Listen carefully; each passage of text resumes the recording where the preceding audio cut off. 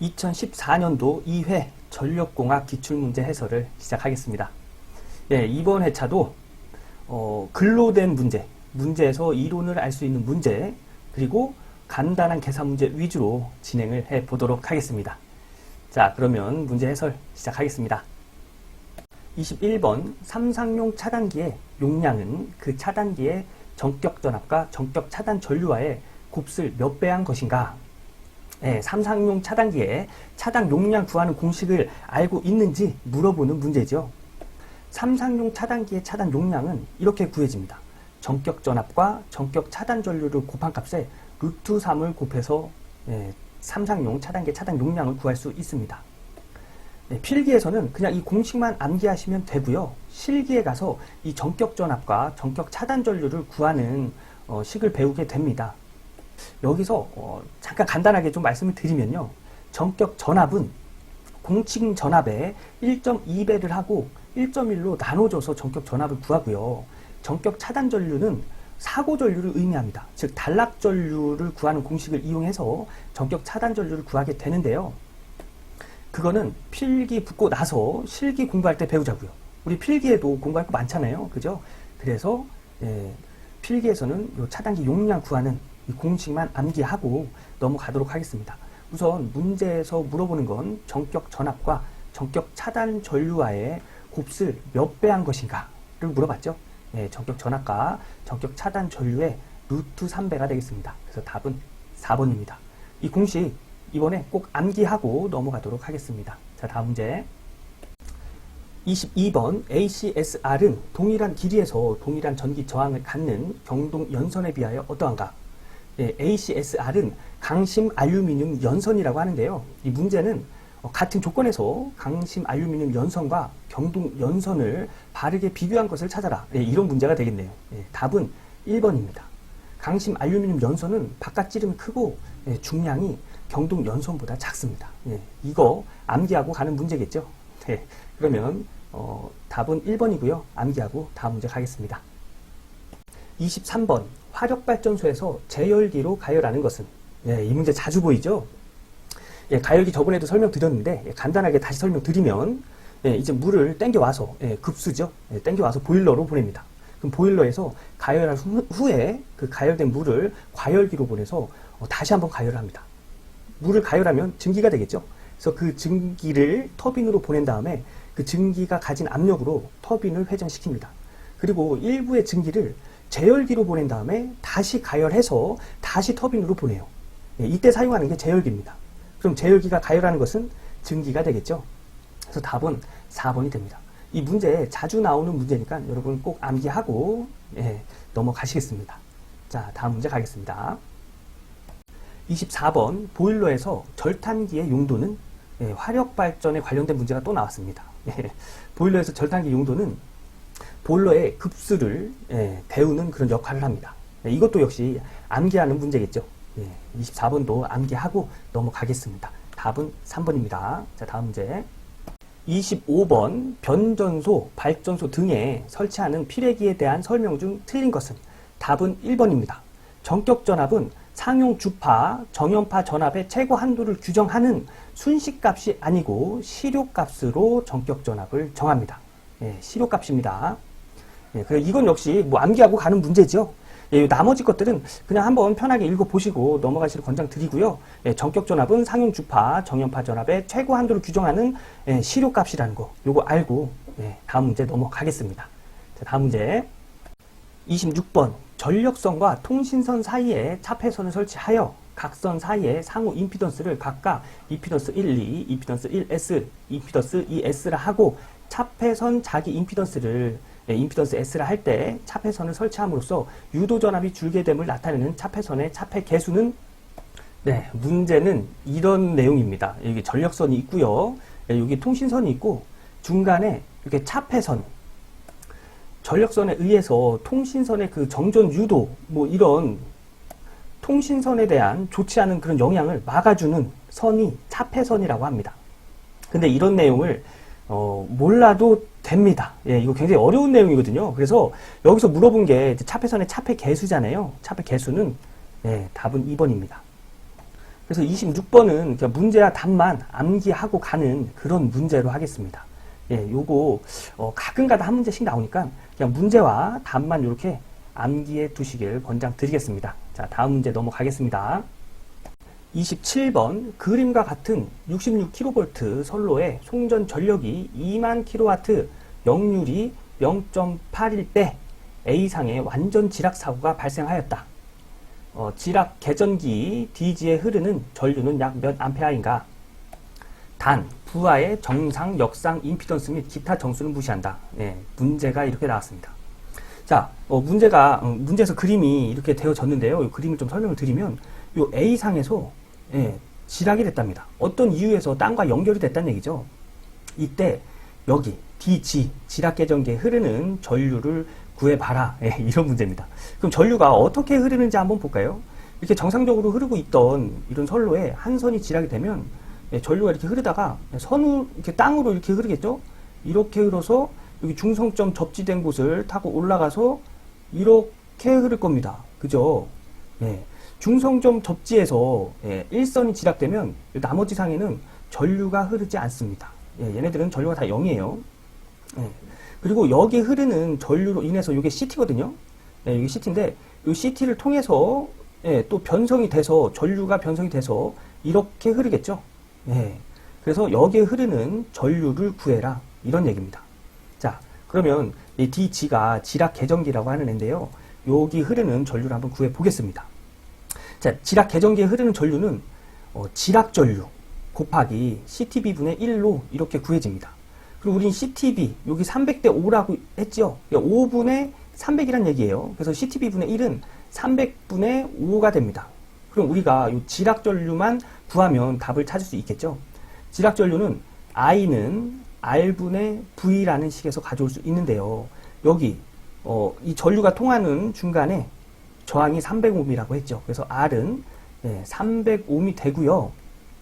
이 V가 보면, 전압을 문제에서는 66kV, 66kV는 요 성간 전압을 얘기합니다. 66kV. 그런데 전류가 지나는 요 길에 있는 전압은 여기 상전압이죠. Y결선에서의 상전압은 선간 전압의 루트 3분의 1배입니다. 그래서 얘보다 작아요. 전압이. 얼마큼? 루트 3분의 1배만큼. 그래서 지락 전류는 루트 3분의 V 곱하기 R분의 V. 그러니까 이 V가 상전압이라 루트 3분의 V가 되는 겁니다. 그래서 I는 루트 3분의 V 곱하기 R분의 1 해서 루트 3 곱하기 R분의 V가 되는 거예요. 자, 그러면 우리 성간전압 V 문제에서 줬죠? 66kV. 그래서 66 곱하기 10의 3승 나누기 루트 3 곱하기 문제에서 준 저항. 지락 전류가 지나가는 곳에 있는 저항값이에요. 그 저항 300옴 해서 얘를 계산하면 127.02A 나옵니다. 그래서 얘를 여기다 넣어서 계산을 해주면 답을 찾을 수 있겠죠. 그래서 지락 개전기에 흐르는 전류는 지락 전류 127.02 암페어에 CTB의 역수 300분의 5 해서 얘를 계산기에다 넣고 때리면 2.1A가 되는 걸 알 수 있습니다. 그래서 답은 1번이 되겠네요. 이 문제는 중성점 접지 방식에서의 지락 전류를 구하고 거기에 이제 CT가 그 변성하는 그 전류의 값을 구해라 뭐 이런 내용의 문제인데요. 일선 지락 전류 구하는 거와 이제 중성점 접지 방식에서의 그런 내용은 굉장히 많습니다. 너무 복잡해요. 그리고 막 비접지 방식도 있고요. 그 다음에 중성점 접지 방식의 그런 뭐 장단점 막 이런 것도 있어요. 근데 그런 거는 일단은 접어두고 우리 이 문제 하나 정도만 확실히 알고 넘어가도록 하자고요. 그래서 제가 이 문제 지금 쭉 풀어드렸죠. 그래서 그냥 이거 하나만 알아가자 이 생각으로 제 영상 다시 한번 봐가시면서 여기서 지락 전류 구하는 거, 그 다음에 여기 개전기에 흐르는 전류 구하는 거 이런 거 천천히 하나하나씩 연습해 보시는 걸 권장드리겠습니다. 그러면 다음 문제 넘어가도록 하겠습니다. 답은 1번입니다. 28번 전력 설비의 수용률을 나타낸 것으로 옳은 것은 이거 뭐 공식 문제죠. 답은 3번입니다. 수용률은 부하 설비 용량분의 최대 수용 전력의 100을 곱한 값으로 구할 수가 있습니다. 이거는 그냥 공식 문제라 이거는 암기하고 넘어가는 문제로 하겠습니다. 수용률 공식이 이렇게 된다는 거 꼭 암기하고 넘어가겠습니다. 자, 다음 문제. 19번. 직류송전 방식에 관한 설명 중 잘못된 것은 답은 2번입니다. 직류송전 방식은 교류 방식보다 안정도가 높습니다. 왜냐면 직류송전 방식에는 주파수가 없잖아요. 그래서 교류 방식에서 주파수로 인해서 발생되는 그런 손실, 뭐 대표적인 게 코로나도 있겠고요. 뭐 표피 효과 이런 것들도 있겠죠. 그리고 주파수로 인해서 인덕턴스, 그 다음에 정적 용량 이런 것들의 손실이 그 직류송전 방식에는 없기 때문에 교류 방식보다 안정도가 높습니다. 그래서 직류송전 방식에 관한 설명이 잘못된 것은 2번이 답입니다. 나머지는 그냥 편하게 한번 읽고 넘어가도록 하겠습니다. 자, 다음 문제. 30번. 전격 전압 6600V Y결선 3상 발전기의 중성점을 1선 지락 시 지락 전류를 100A로 제한하는 저항기로 접지하려고 한다. 저항기의 저항값은 약 몇 옴인가? 이 문제 27번에서 했던 문제랑 같은 문제죠. 지락 전류 구하는 공식 27번에서 제가 알려드렸죠. I는 R분의 V에서 이 V가 지락 전류는 상전압을 대입을 해야 된다고 했죠. 그래서 이 V가 루트 3으로 나눠줘서 루트 3 IG는 지락 전류는 루트 3분의 V 곱하기 R분의 1 해서 루트 3 R분의 1이 된다고 제가 말씀드렸죠. 그래서 여기서 이 저항값을 구하라는 얘기입니다. 그러면 이 R로 식을 정리하면 얘랑 자리 바꿔도 되겠죠. 그래서 R은 루트 3 지락 전류분의 전압이 됩니다. 그래서 문제에서 전압 줬죠. 그리고 일선 지락 전류 줬습니다. 그래서 여기다 6606호 지락 전류 100A 여기다 넣어서 계산을 하면 그 저항값이 38옴이라는 걸 알 수 있습니다. 그래서 답은 3번입니다. 이 문제가 이해 안 되시면 27번 해설을 다시 한번 봐보세요. 그러면 지락 전류 공식이 왜 이렇게 나왔는지 이해하실 수 있으실 겁니다. 자, 다음 문제 가겠습니다. 31번. 변전소에서 지락 사고의 경우 사용되는 계전기에 영상 전류를 공급하기 위하여 설치하는 것은 답은 ZCT입니다. 문제에서 영상 전류 나오고 계전기 나오면 98%가 ZCT예요. 이게 영상 변류기라는 앤데요. 이 Z가 제로의 약자입니다. 그래서 영상 변류기라고 해서 ZCT를 사용합니다. 그래서 31번의 답은 2번입니다. 이것도 암기하고 가는 문제겠죠. 31번 요거 심심찮게 나오니까 꼭 암기하시길 바라겠습니다. 자, 다음 문제. 32번. 송배전 개통에서 안정도 향상 대책이 아닌 것은 병렬 콘덴서 설치입니다. 얘는 역류를 개선하기 위해서 병렬 콘덴서를 설치하죠. 그런데 문제 중에 병렬 콘덴서 아니고 직렬 콘덴서라고 또 나와요. 직렬 콘덴서가 개통의 안정도 향상 대책에 좀 더 가깝습니다. 병렬 콘덴서는 역류를 개선하는 역할을 하고요. 직렬 콘덴서는 인덕턴스에 의한 전압 강화를 보상해주는 그런 역할을 합니다. 그래서 이 직렬 콘덴서와 병렬 콘덴서 구분을 좀 확실하게 해주세요. 나머지 것들은 송배전 개통에서 안정도 향상 대책이겠죠. 요거 그냥 편하게 한번 읽어보고 넘어가도록 하겠습니다. 안정도 향상 대책이 아닌 건 병렬 콘덴서 설치입니다. 자, 다음 문제. 33번. 다중접지 3상 4선식 배전선로에서 고압축 중선선과 저압축 중선선을 전기적으로 연결하는 목적은 답은 4번입니다. 고조압 혼촉 시 수용가에 침입하는 상승 전압을 억제하기 위하여. 이 문제에서 이론을 알아가는 그런 문제죠.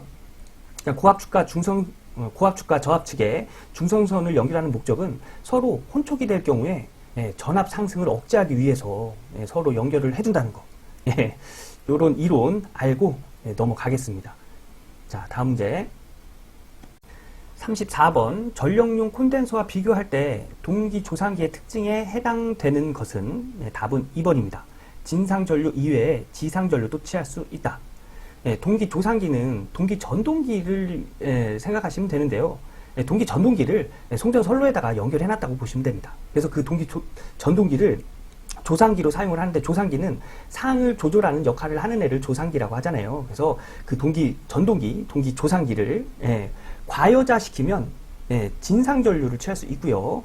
부종여자시키면 지상전류를 취할 수 있습니다. 그래서 진상전류 이외에 지상전류도 취할 수 있다가 맞습니다. 근데 전력용 콘덴서는 진상전류만 취할 수 있죠. 그래서 답은 2번입니다. 뭐 다른 거 보실 필요 없고요. 그냥 2번만 보시고 넘어가시면 됩니다. 자, 다음 문제 보겠습니다. 35번 파동 임피던스가 300옴인 가공 송전선 1km당 인덕턴스는 몇 미리 헨리 퍼 킬로메타인가? 이걸 물어보는 내용입니다. 자, 우선 문제에서 파동 임피던스를 줬죠. 그리고 인덕턴스를 구하랍니다. 이때 사용하는 공식은 전파 속도 분의 파동 임피던스를 하면 인덕턴스를 구할 수 있습니다. 전파 속도는 루트 인덕턴스 곱하기 캐피시턴스 분의 1로 전파 속도를 구할 수 있어요.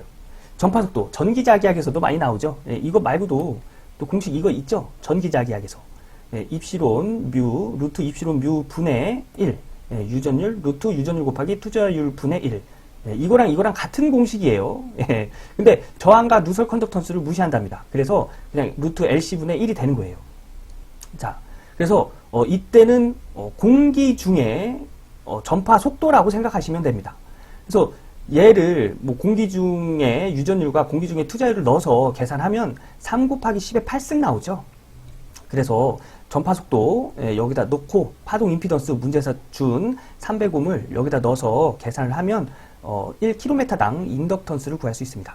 그래서 3 곱하기 10의 8승분의 300을 하면 1 곱하기 10의 마이너스 6승 헨리 퍼 메타 나오는데, 단위를 미리 헨리 퍼 킬로메타 단위로 구해주면 10의 6승을 곱해줘야 됩니다. 왜냐면 요 메타, 요 그냥 헨리에서 미리 헨리, 미리입니다. 미리 헨리로 단위를 바꿔줄 때는 10의 3승을 곱해줘야 되죠. 그리고 또 요 미리에서 킬로메타로 단위를 바꿔주려면 이건 역시 10의 마이너스 3승을 곱해줘야 됩니다. 그래서 1 곱하기 10의 마이너스 6승 곱하기 10의 3승 나누기 10의 마이너스 3승을 해줘야 단위가 이렇게 바뀌는 거예요. 그래서 얘가 계산하면 10의 6승이 돼서 1 곱하기 10의 마이너스 6승 곱하기 10의 6승이 돼가지고 얘랑 없어져가지고 그냥 1이 되는 겁니다. 요거 단위 변환 조금 복잡하시죠? 맞아요. 그냥 이럴 때 요런 거 단위 변환 요런 거 나올 때 한번 요렇게 간단하게 연습하시고 넘어가시면 다음 문제에서 단위 변환할 때 이럴 때 좀 도움이 되실 겁니다. 단위 변환할 때 팁을 조금 드리면, 단위가 작아지잖아요. 그러니까 요것도 헨리에서 미리 헨리로 단위가 작아지는 거잖아요. 그럼 요 앞에 있는 값은 커져야 됩니다. 그리고 단위가 커지면 앞에 있는 값은 당연히 작아져야겠죠.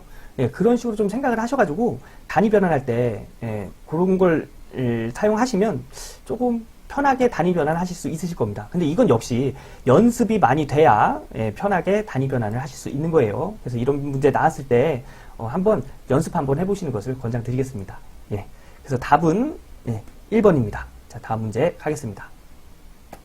36번 전력계통 설비인 차단기와 단로기는 전기적 및 기계적으로 인터록을 설치하여 연계하여 운전하고 있다. 인터록의 설명으로 알맞는 것은? 답은 2번입니다.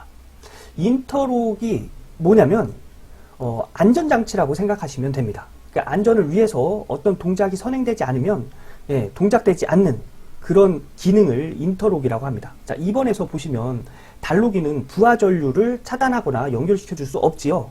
그래서 차단기가 열려 있는 상태에서, 그러니까 무부하 상태에서만 단로기를 동작시킬 수가 있습니다. 그래서 안전을 위해서 차단기가 열려 있을 때만 단로기를 닫는 그런 기능을 인터록 기능이라고 하는 거예요. 요 밑에 제가 해서 써놓은 거 한번 읽어볼까요? 인터록은 안전을 위한 장치로서 차단기와 단로기의 관계에서는 차단기가 닫혀 있어 부하 전류가 흐르고 있을 때는 단로기를 열고 닫을 수 없도록 하는 역할을 한다. 그죠? 안전을 위해서 이런 기능을 인터록 기능이라고 합니다.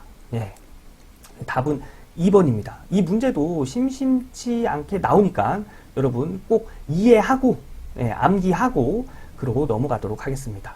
자, 다음 문제 37번 가공전선로에 사용되는 전선의 구비 조건으로 틀린 것은, 네, 이거 완전 단골 문제거든요. 자, 하나씩 볼까요? 도전율이 높아야 한다. 예, 전선의 구비 조건 중에 맞죠? 도전율. 전류가 흐르는 그런 비율이 높아야 좋은 거잖아요. 그죠? 그리고 기계적 강도가 커야 한다. 그렇죠? 예, 전선을 이렇게 가설에 놨는데 뭐 지나가는 새가 이렇게 부딪혔거나 아니면 우박이 떨어져가지고 작은 우박, 이런 작은 우박이 떨어져서 전선에 맞았을 때 뭐 끊어지거나 이러면 문제가 생기겠죠. 그리고 전압 강화가 적어야 한다. 이것도 맞는 얘기고요. 허용 전류가 적어야 한다. 아니죠. 허용 전류는 커야 됩니다. 전류를 허용할 수 있는 능력이 커야 그 좋은 전선이겠죠. 그래서 가공 전선에 허용 전류가 커야 한다가 이게 맞는 내용이고요. 허용 전류가 작아야 한다가 틀린 내용입니다. 그래서 37번엔 4번이 답입니다. 자, 다음 문제 가겠습니다. 38번 지락 고장 시 문제가 되는 유도장애로서 전력선과 통신선의 상호 인덕턴스에 의해 발생하는 장애 현상은 전자유도입니다. 전력선과 통신선의 상호 인덕턴스에 의한 발생은 전자유도라고 하고요. 전력선과 통신선의 상호 정전 용량에 의해 발생하는 장애 현상은 정전유도라고 합니다. 이거 암기하고 가는 문제겠죠? 요 문제도 심심치 않게 잘 나오니까 꼭 암기하고 헷갈리지 않게 암기하고 가겠습니다. 자, 39번 문제. 39번 한류 리액터를 사용하는 가장 큰 목적은 또 나왔습니다. 한류 리액터를 사용하는 목적은 단락 전류 제한입니다. 이거 그냥 암기하고 가는 거예요. 한류 리액터는 단락 전류라는 거. 다음 문제 가겠습니다. 40번. 그림과 같이 각 도체와 연피 간의 정정 용량이 C0, 각 도체 간의 정정 용량이 CM인 3심 케이블의 도체 한 조당 작용 정정량은, 자, 이거 문제 보시면 아시겠지만 암기 문제겠죠? 네, 그래서 이런 그림 나오면 답은 4번입니다. 그런데 답이 좀 수정을 해야 되겠네요. 그죠? 얘가 C0 플러스 3CM이고요. 뭐 2번이 3C0 플러스 3CM입니다. 3번도 3C0 플러스 3이 아니라 그냥 CM이네요. 답은 C0 플러스 3CM이라는 거. 요거 암기하고 40번 문제는 마무리하도록 하겠습니다. 이 그림 나오면 답은 C0 플러스 3CM이라는 거. 요거 기억해 두시기 바라겠습니다. 자, 이렇게 해서 2014년도 제2회 전력공학 기출문제 해설을 마쳤습니다. 여러분, 전력공학에서는 한 14개에서 15개 정도 나와줘야 되거든요. 그러려면 문제에서 나오는, 기출문제에서 나오는 문제 답을 우선 무조건 외우시고요. 간단한 문제 한 2개에서 3개 정도는 풀어주셔야 됩니다. 그런데 문제 답만 외워서 과연 그 기출문제, 그 앞으로 나올 시험 문제를 맞힐 수 있을까, 이렇게 생각하시는 분들 계신데요. 자, 지금까지 공부해 보신 분들 느끼실 겁니다. 이게 문제 답만 외우는 게 아니고요. 문제 답을 외우다 보면 어느 정도의 이론을 알 수 있는 과목이 전력공학이죠. 그래서 여러분 너무 걱정하지 마시고요. 따로 이론을 공부해야 되는 거 아닌가 이렇게 생각하시는 분들 우선은 기출문제 먼저 암기하고 그 다음에 생각하시는 것을 권장드리겠습니다. 그러면 오늘 이렇게 기출문제를 마무리를 하고요. 저는 다음 강의에서 또 인사드리도록 하겠습니다. 고생 많으셨습니다.